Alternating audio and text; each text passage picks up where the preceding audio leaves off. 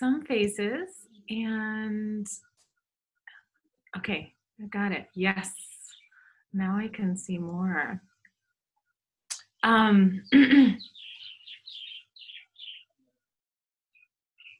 know it's useful to mute people, and yet it also feels like an echo chamber when I can only hear my voice and the sound of the birds outside. It's 6 in the morning here in Nepal. I may not know everybody who's here. And so I'm looking at names and I'm looking at some of the faces that I see. In any case, I want to welcome everybody and ask if, first and foremost, there's anybody who's brand new, either to us here at Padmasambhava Meditation Center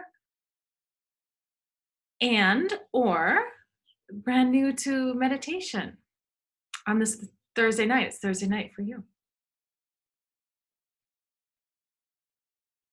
And if you are, could you introduce yourself? Tracy, can people unmute themselves and speak? Yes, they should be able to. If you go up to the the bottom lower left, there's a little microphone that you can mute and unmute yourself. So go ahead and share. If anybody. I'm Cassie. I'm not new to meditating, but I am new to this group. And I'm trying to hide my giant dog right here, so he's right in my lap. If you see him, I apologize. Welcome to you. And pets are also welcome. That's absolutely the best way to meditate, with your dog right on your lap.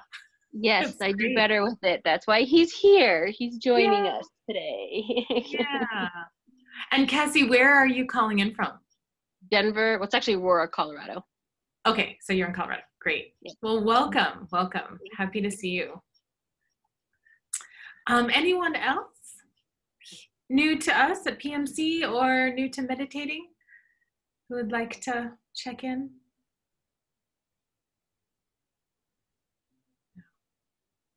All right. No.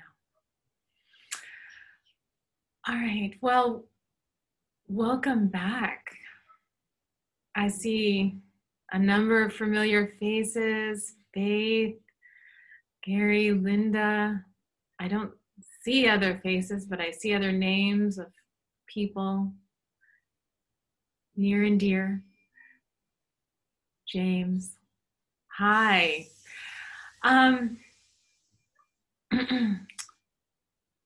It's quite a time that we find ourselves in, isn't it?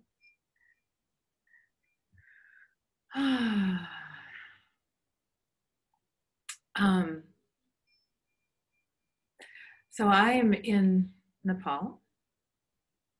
I have been here, and I will just introduce myself first, because some people, Cassie is new. My name is Christina Monson, and I'm one of the teachers here at the Padmasambhava Meditation Center, which is a place that I believe, since it's opened, has had an open Thursday night meditation. Is that right? Tracy's nodding. Yes. That's right. So this is maybe the first time we're doing that meditation virtually, because the center is closed for the time being. And given that, it works for me, being 10,000 miles away, to check in with all of you to meditate together. And so I'm really delighted that certainly not about the circumstances that is making this possible, but about the fact that we do have these options of socially connecting ourselves, even if it's not physically in person. Is there anybody here who would like to share any hope or fear that's coming up around the circumstances of these times that we're finding ourselves in.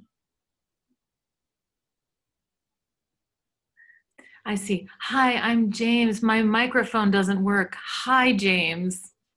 Thank you so much for putting on your video, and no problem that your microphone doesn't work. Silence is also a great practice.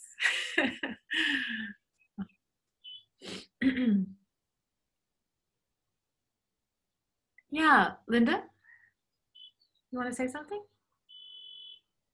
But you need to unmute yourself. Right.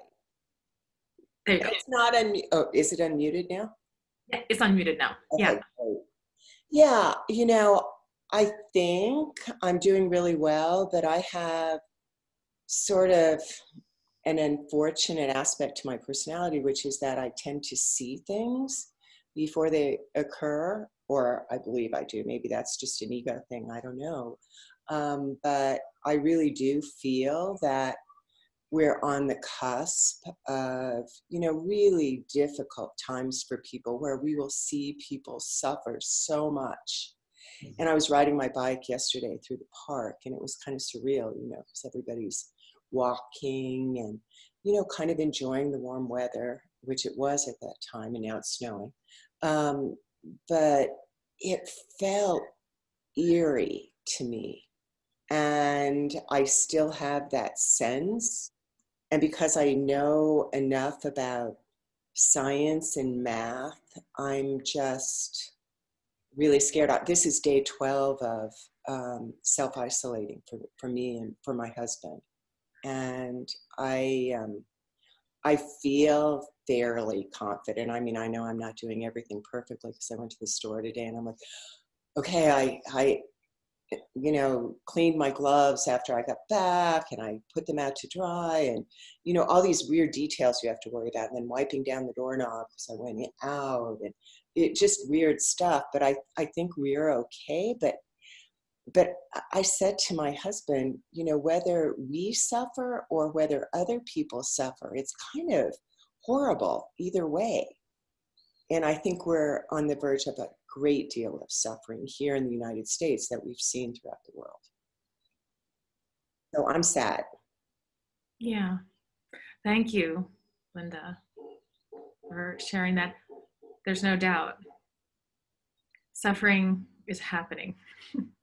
It's happening all over the world, and it's going to look different than certainly I think most of us have ever experienced in our lifetime. And so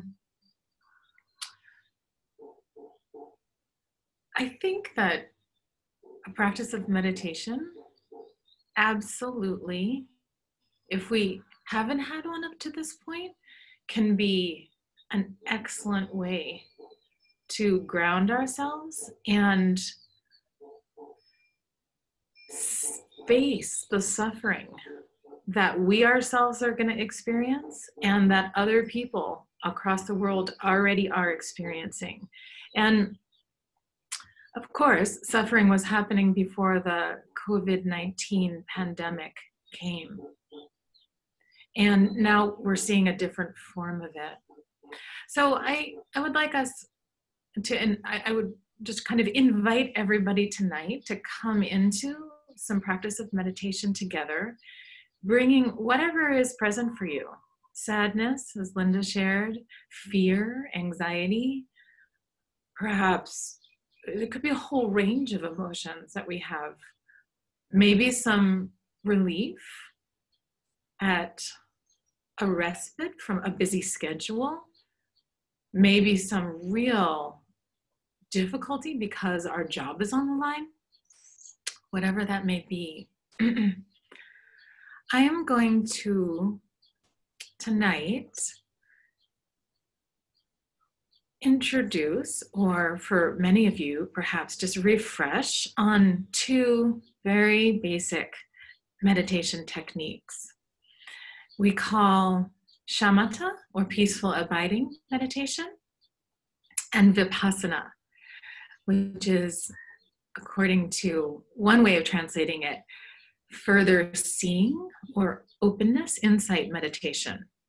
Now, some of you who are already familiar with different practices of meditation may already have a practice of vipashyana or shamatha. And I would just say that there are many different techniques of teaching both of these. So the way that I draw upon it comes from my own practice and study of the Tibetan Buddhist tradition. And this center, the Padmasambhava Meditation Center, is rooted and grounded in the tradition of Tibetan Buddhism. But the practices of meditation that we'll do tonight are for anybody and everybody who would like to just learn how to sit and work with their mind and emotions in a new way. You don't have to believe anything to do these practices. So the first technique, shamatha, peaceful abiding meditation. I'm going to first describe a little bit about posture when we meditate. And even before posture, what I would invite all of you is to find a comfortable seat. And that can be sitting on a chair, it could be sitting on a couch, it could be sitting on the floor, on a cushion. The most important thing is that your body feels comfortable and you're also not in a too much of a relaxed kind of couch potato situation. So if your couch is really, really soft and kind of pulls you down into it, you might just find a little bit of a firmer cushion or something to sit on. One of the most important aspects of posture when we meditate is to have our spine as straight as it can be. And the reason taught for this is that the breath then moves more freely when we hold our body upright. And our attention is also a bit more clear that way. Slouchy postures tend to bring us more into a sleepy kind of state of mind. So sitting wherever feels comfortable for you, but keeping the spine straight is kind of the first place. And the hands can be anywhere you like. Usually I like to just place them palm down on my knees. I'm sitting on the floor right now. You can also just hold them in kind of a cupped gesture right at your center. The most important thing is just to leave them relaxed. This technique of shamatha meditation is often likened to the way that a glass of muddy water just becomes clear when left as it is. And all of the silt and the sand in it just falls down to the bottom of the glass and the water becomes very clear. So essentially what we're doing as well is just resting body, speech, and mind to bring about clarity through focusing our attention on our breath. And the technique that I'm introducing to all of you tonight about the breath is this. We bring our attention to the exhale. And as we exhale, we go out with the exhale and dissolve with it as it does. And then we don't really have to pay much attention to the inhale because our body naturally knows how to inhale. You don't have to teach a baby how to inhale. If you're in a body, it knows how to take a breath. So it's light attention. I would say 60 to 70% of your attention, just riding the breath out, focusing your attention, exhaling, and you travel out with that exhale and dissolve as it does. And there's a gap there, just a tiny gap. And then you inhale. And so you don't have to contrive your breathing in any way. Just breathe completely naturally and normally, but your attention is there on the exhale. And I say 60 to 70% because we don't want to get into too overly fixated and concentrated where we're holding it too tightly. But we're just we're travelers with our exhale each time, going out, releasing, dissolving. Inhale happens naturally. We travel out, we release, we dissolve, just like that. So that's the technique. And we're going to start with 3 minutes. And then we'll check in. So right before I started with you, I thought, oh my goodness, where's my bell? And luckily, you can download a nice bell on the Insight Timer app. So when I hit the bell, when I ring the gong, we'll start. We'll just sit together for 3 minutes with our concentration held as we exhale, traveling with the breath, dissolving again and again. Thoughts arise, you get distracted, just come back to the breath. Okay, ready? Let me see, my volume's up.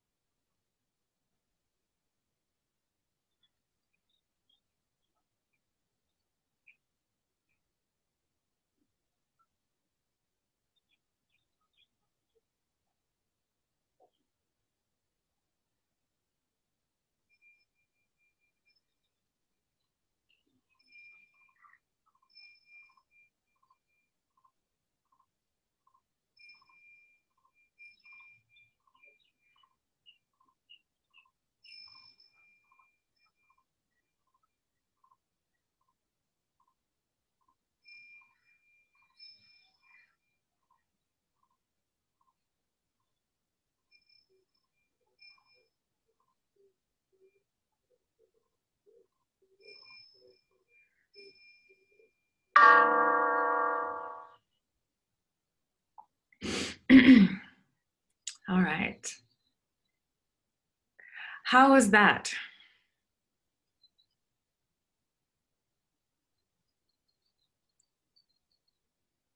Anybody care to share?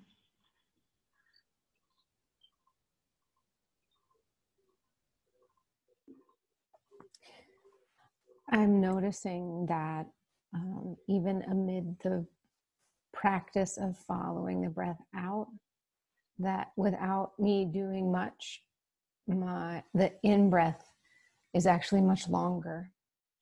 And I can draw some conclusions about stress or whatnot if I wanted to, but it's interesting to notice that in those 3 minutes, the inhalation, the natural inhalation, felt much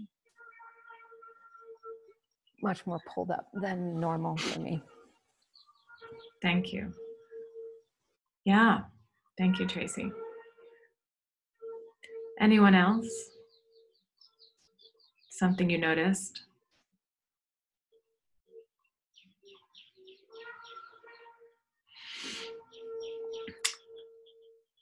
The great thing about breathing is that it's happening all the time. I'm assuming that for all of us here on this call, it's happening all the time. So it's a focal point that you have to return to wherever you are, whatever you're doing. And when we start paying attention to the breath, we might, for the first time, start to realize that, in fact, we've been holding a lot of tension and stress in our body through not, and that's reflected when we start to kind of slow our breathing naturally when we sit and settle the body. So in another way, this practice is a wonderful practice of just grounding, starting to just let go whatever tension, anxieties, concerns, even overexcitement that we hold in our body, sometimes reflected by even holding the breath. We may hold our breath or be very kind of shallow breathing and not even realize it. So this is a technique that allows us in many ways to just return home, to just kind of bring our attention, thoughts, focus, feelings, whatever has been going on for us, and return kind of back into the core of ourselves. The breath is the, I would say, easiest access point to just settle body, speech, and mind. Now, did anyone have any thoughts that came up over the 3 minutes? Maybe you're all very advanced meditators and there was absolutely no thought that arose. So that's actually my hardest thing, is getting my mind to be quiet when I just think that's all I do. That's why I turn off the lights and I get, your ambiance, you get your comfortability and you try to get your posture right, but my mind just keeps going. Yeah. Thank you for sharing that, Cassie. I can fully say I have the same experience many times when I try and meditate. Anyone else have any thinking? Any thoughts?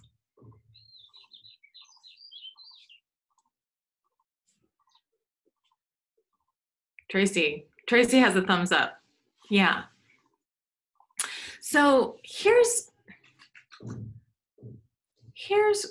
one way of thinking about thoughts. And thinking about thoughts in the context of this meditation practice.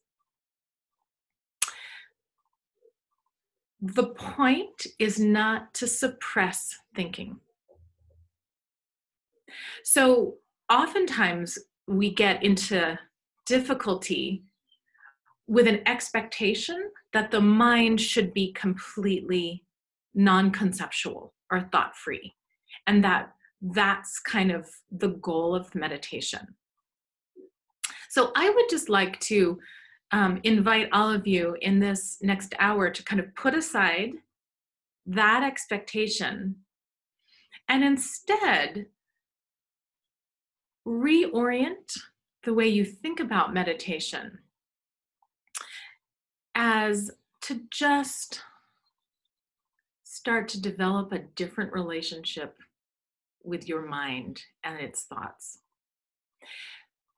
Often what we say is that thoughts themselves are not a problem, but it's our attachment to them, our following one after the other, that often causes the trouble for us. And so thinking is kind of the natural activity of mind. It's natural expression. Often when we haven't taken the time to learn a practice of meditation, we're not aware of how much thinking we have. And so when we start to practice meditation, it's then that we see, I have so much thinking. My mind is constantly thinking. In many ways, that's a very positive sign. It means we're starting to become aware of the activity of our mind. It's not a bad sign at all. It's a natural part of the process. What I would invite for all of you is to practice just noticing, thinking, label thinking, and bring your awareness just back to the exhale. Now, if the entire three minutes goes by and it's just thinking, returning to the exhale, going out, just thinking, returning to the exhale, that's exactly what's supposed to be happening. So there isn't the goal of coming to a completely thoughtless state of mind.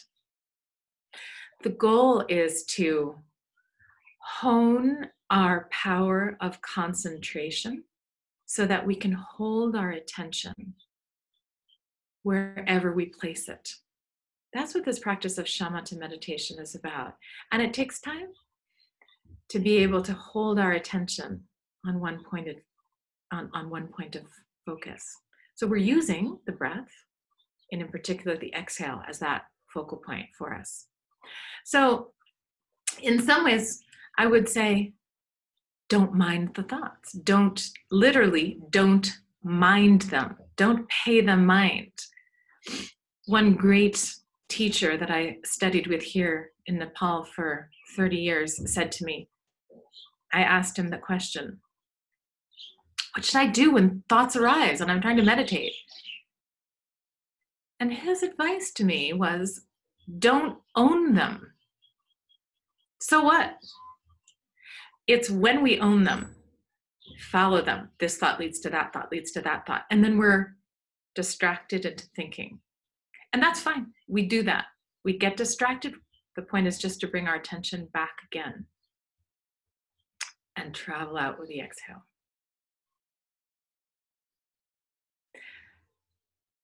So, any other thoughts about thinking?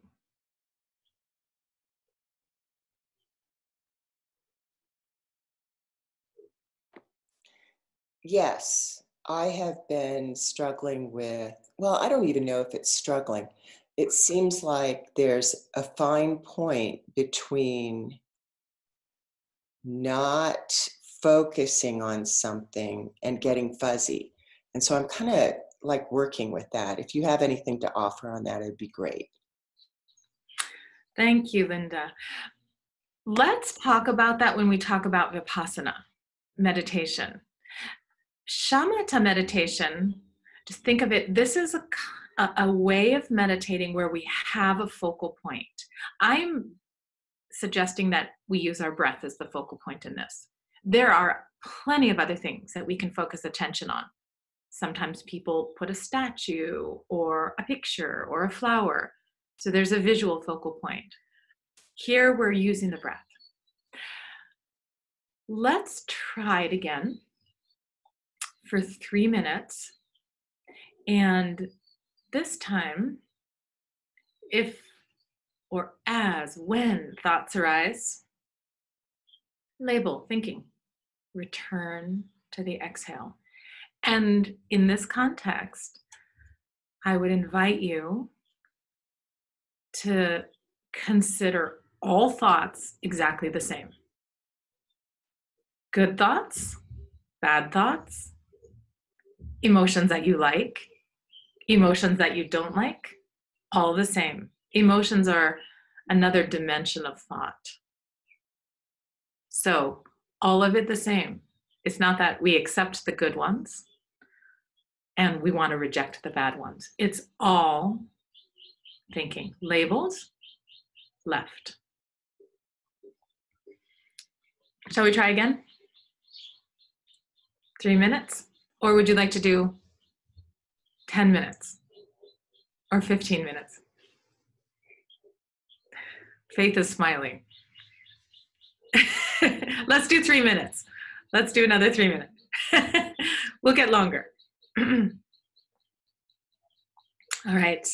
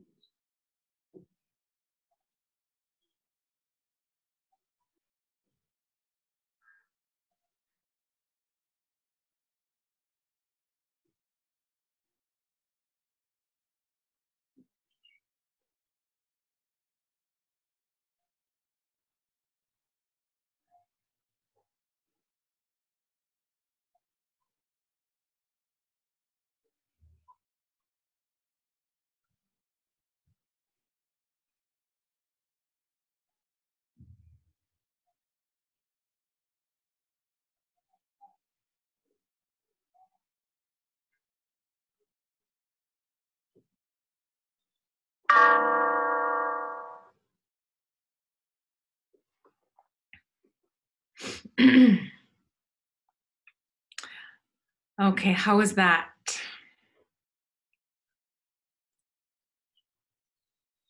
Cassie has a thumbs up. Yay.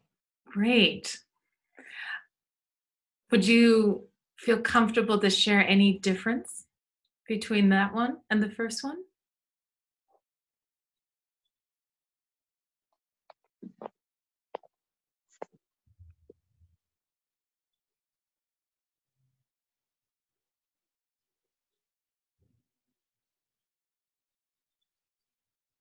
Hi, Oops, Christina. you're muted. Cassie, you're muted. I see that you're talking, but you're muted. It's going back and forth. I'm losing reception. Oh, okay. Now we can hear you. I basically just didn't pay attention. Like I tried to just not to clear, to just focus more on the exhale, Yeah. which means my inhale was better. For some reason, I forgot how to inhale, how to breathe, but I figured it out. And that was about it. Great. Yep. That simple shift is perhaps one of the most important and profound ones that we can make when we're practicing meditation. So once I was working with a student who was experiencing in his meditation something that I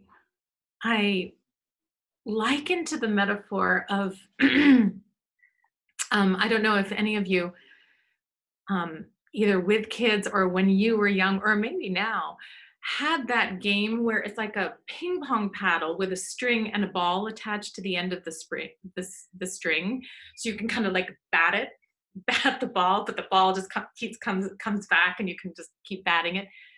His meditation was kind of like that.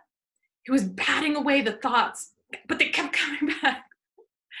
And so that approach to working with thinking often leaves us feeling frustrated, because no matter how many thoughts we kind of swat away or try and suppress or put aside, they keep coming back.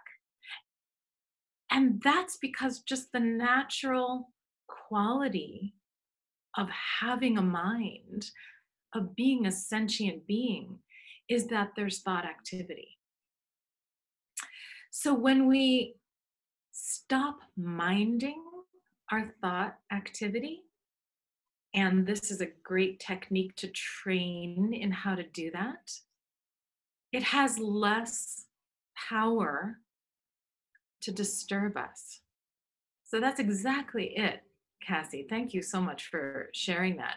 We just kind of stop paying mind to the thinking, and we bring our attention just back. Again and again, we bring it back to the exhale.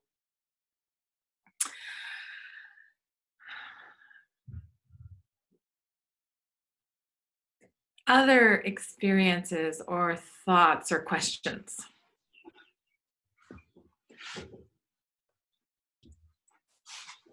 Christina, it was great to get back just to the basic concept of breathing, and especially the out breath, because I've been completely overwhelmed by thoughts for the last several weeks, mostly because my father died on March 2nd, so I've been coping with all that stuff, and then this other business that's going on. So I just sort of gave up on trying to make thoughts go away and just let them run over me and be okay with that and not be threatened that it was going to undermine my whole meditation practice. And now just sitting down and breathing, I see that that was a good strategy, because it is just like coming home. And so the breath going out, especially, it keeps you from taking, for me anyway, from taking too long of an in-breath, because the less, if you breathe like 80% in, then the out-breath goes longer. And then I thought, oh yeah, that's all there has to be right now, is just that. So it's good to come back to that and to just kind of feel reassured that, yes, my practice still exists after the way it's been for the last, really longer than a couple weeks, but that's just, it's been a rough ride, and I'm glad to be here. Yeah. Welcome, Faith. I'm so sorry for the loss of your father. Thank you. In some ways, the only mistake that we could make with this practice is not to do it. And then if we don't do anything, then we're not going to be able to connect to the benefits that it brings. And it's the simplest thing. It really just amounts to that. Carving out even a few moments to sit in quiet and bring ourselves back home. And riding the breath out, dissolving with it, is one of the very best techniques for that. And I would say that it's something that we can do anywhere, any place. Now, many of us, perhaps most of us, are going to be spending a lot more time at home. We already might have started that. So having a place in your home that is your spot to kind of recenter and bring yourself back to you, really bringing the mind back home, is, I would say, one of the best ways to start to establish kind of regularity with the practice. The only mistake that you can make is not to try and do it. And in some ways, what we say is becoming aware of the amount of thinking that you have is an excellent sign. That means it's working. That means that you are coming back home and realizing, in fact, what has been happening all along, which is we have a lot of thought activity. Now, the more that we train in the practice, the closer we come to an experience where, in fact, the thoughts do start to settle down, like the silt that settles in a glass of water when you don't stir up the water. So this is a practice of just not stirring ourselves up. And I think pretty much everybody in the world right now is stirred up to some extent by circumstances that are unfolding. So one of the most important qualities I would say to bring to the practice is non-judgment. A mind, oh, hold on one second.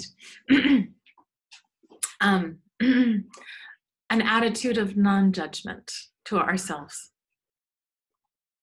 Whatever thoughts arise, pay them no heed. We don't mind them. Really negative thoughts, really positive thoughts, hopes, fears, whatever they are, they're all the same in just being thoughts. So other metaphors that have been used to talk about this practice, like clouds in the sky, weather. You can have thunderstorms, you can have soft, billowy white clouds. Our thoughts take so many different forms, but they're all just passing through the sky. They arise and then they're gone. Where are all the thoughts that you've thought in your life? Up until this point, where are all the thoughts that you have thought in all the years that you've been alive?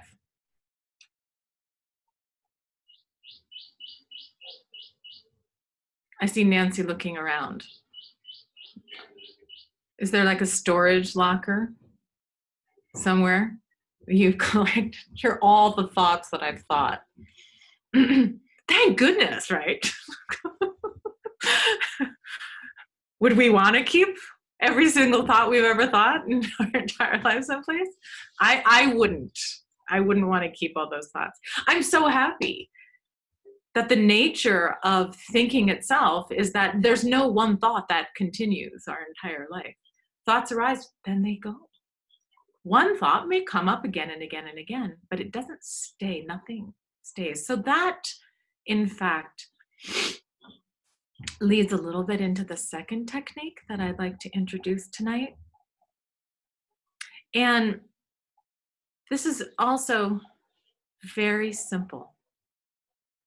And I'm going to introduce it to you completely in an integrated way with the first one. So we practice shamatha and vipassana together. And essentially, what we do is sit in the exact same way, bring our attention to the exhale, settle our mind that way. And then, and I will invite you to do this in the course of the next 3-minute meditation. We just expand our awareness to take in completely, sitting right now in front of our computer screen in a community of, I don't know how many people are on the call right now, and just take it all in at once. Be aware of what we're doing, where we're doing it, and all of the sensory inputs that are part of it. The pain in your body, the noises you might be hearing outside your house, your gaze wherever it's going. So it's just a split moment of expanding our awareness to take in the entire situation, being aware that we're sitting right now, resting in meditation for 3 minutes. So we're going to start again, and should we stay 3 minutes again? Yes. 3 minutes. Practice just as we started, bringing your mind to the exhale, just keeping it with that, following the breath out, dissolving with it. And then at a certain point, I will invite you to just expand your awareness of the entire situation.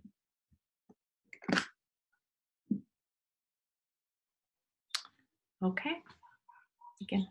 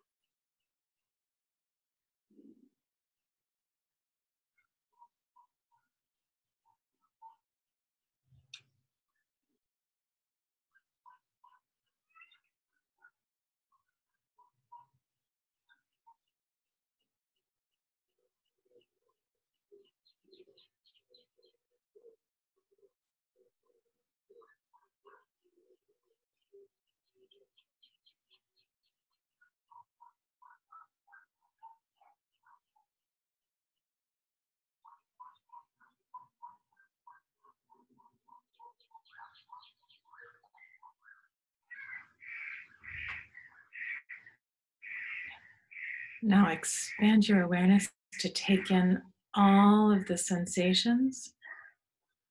You're sitting in your home, connected into, meditating with a group of people online.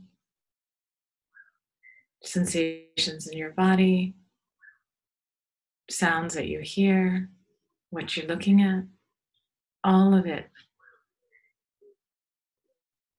Your senses are wide open.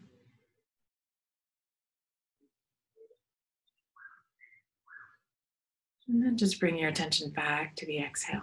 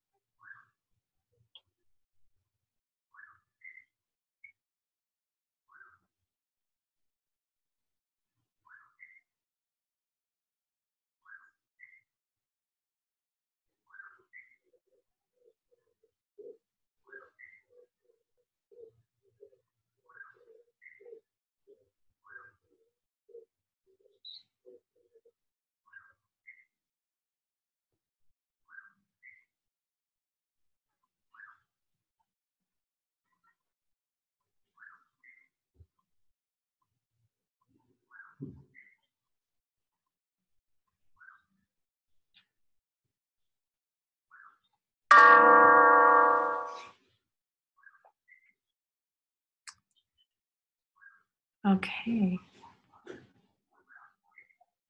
How was that?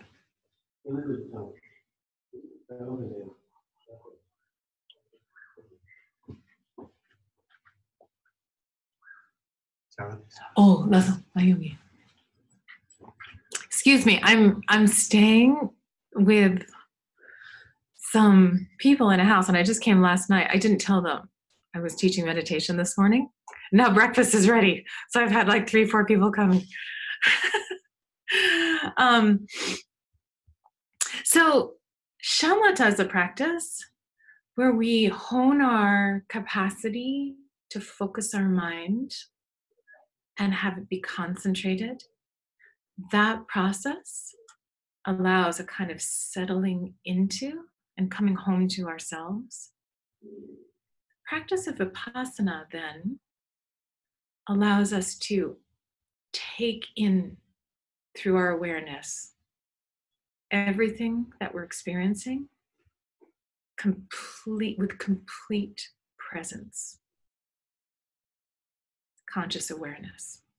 So it's kind of a focusing in and then an expansion.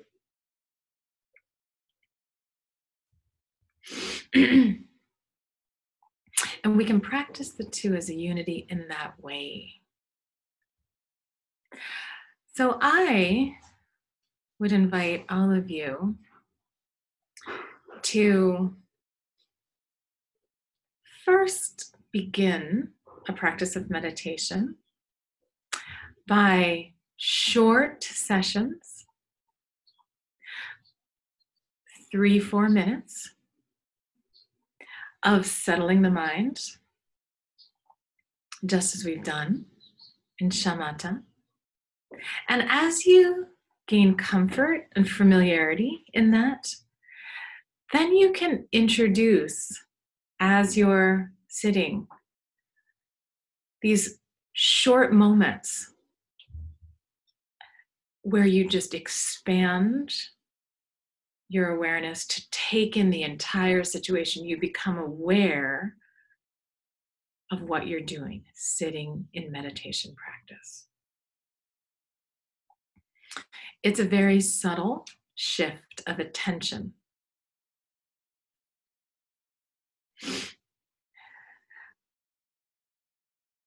One technique that I would also say is helpful is when we have a lot of thought activity, to bring the gaze slightly down. This helps kind of settle the mind. And when you're feeling really sleepy and dull, to slightly raise the gaze. That gives a little bit of awake energy into the body. It's also been my experience that short sessions, but repeated many times, is more effective for us as we're starting a meditation practice. So we can sit for 3-4 minutes, 5-6 minutes, whatever feels comfortable for you. And then even stand up, move around a little bit, stretch our body, and sit down for another shorter session of 3-4 minutes. So if you, for example, wanted to devote, say, 20 minutes to doing a practice of meditation, this is also a good way to do it. You don't necessarily have to sit for the full 20 minutes if you're not used to doing that, but do some short sessions, and you can repeat. And you can have an inside timer with a gong for yourself, so you don't have to think and be watching, wondering how many minutes has gone by, how many minutes has gone by. You could time yourself that way.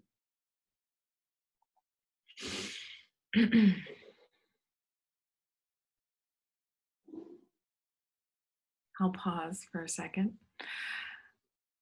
Any reflections, thoughts, questions? Christina, I want to thank you for this evening, because I feel like I started out with the whole enchilada, and I didn't like, the single pointed meditation was escaping me. So to hear this, how it kind of all fits together is so super helpful. So I really appreciate it. And I don't know, I have this feeling I'm always going to be a beginner, but I've really gotten someplace. And there were some critical points here for me. So thank you very much. Linda, thank you. That's the best place to be, a beginner. I think as soon as we start thinking that we're not beginners and we're advanced somehow in our practice, we can make things complicated for ourselves. For sure, the very first book about meditation that I ever read is one that I come back to again and again. This was a teaching that comes out of the tradition of Zen Buddhism. The book is Zen Mind, Beginner's Mind. It's the best mind to have, a beginner's mind. Huh. What is this session going to be like? Just fresh every time, every moment. Every moment. One of the very best ways to also soothe anxiety is to focus our attention on our breathing. Even putting aside, this is a meditation practice and I'm training my mind to just simply be able to find some calm amidst circumstances of upheaval or fear. Just bringing our focus back and breathing more deeply into the belly is one of the very best ways of soothing the entire central nervous system. So that's a nice thing to always keep in mind, because it's something we can do any place, anytime. Now, in this practice of meditation, as we've been talking, we're not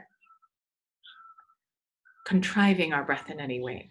We're not intentionally breathing more deeply or trying to extend the exhale. And you might notice over time that naturally, as a matter of course, your breathing does become a little bit deeper and a little bit slower.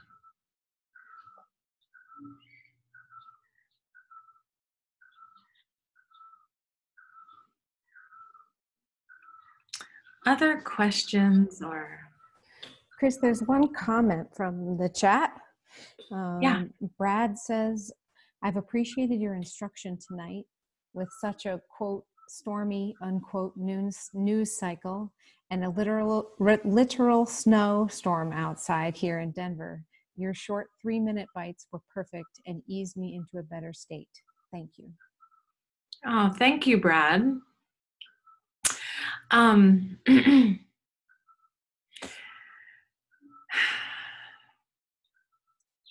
Thank you. Thank everybody for showing up tonight. Could you hear the birds outside my window? It's spring here in Nepal, and the birds are returning. So they've been singing to me for this entire hour. Shall we do one more 2-minute sitting before we conclude tonight? 2 minutes.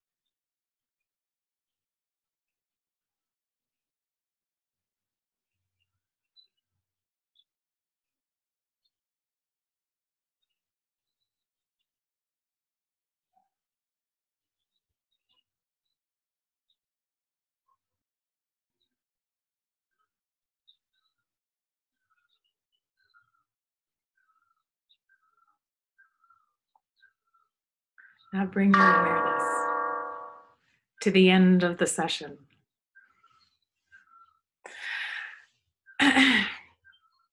Thank you, everybody that joined us for tonight.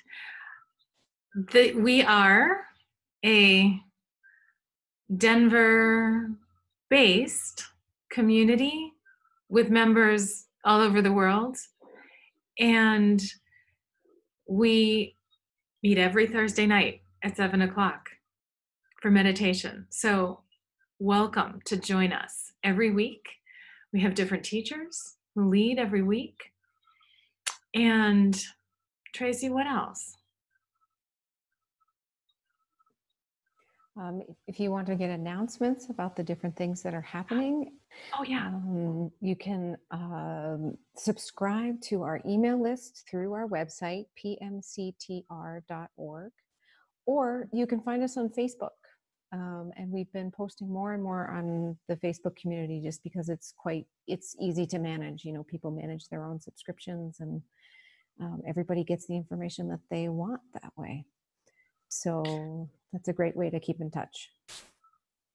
Oh, and the exciting thing I forgot to say what was the is exciting? that starting mid-April, we're going to Oh, do a 6-week introduction to meditation course. It's also going to meet once a week. It'll be virtual, but we're going to go a little bit more in depth into some of the different techniques. We'll have readings that come along with it, and it will be interactive, virtually interactive.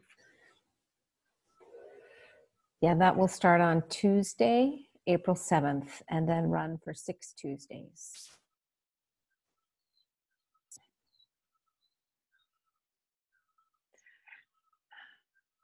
Thank you, Elizabeth. It was lovely to practice with all of you. I'm wishing everyone a warm evening in the snowstorm if you're in Colorado, and a warm evening wherever you are. And we look forward to seeing you next week. Thank you so much, Chris. Thank you. This is the new greeting. Right. Okay. I respect the divine quality in everyone. Good night. Lovely. Bye. Good night. Bye.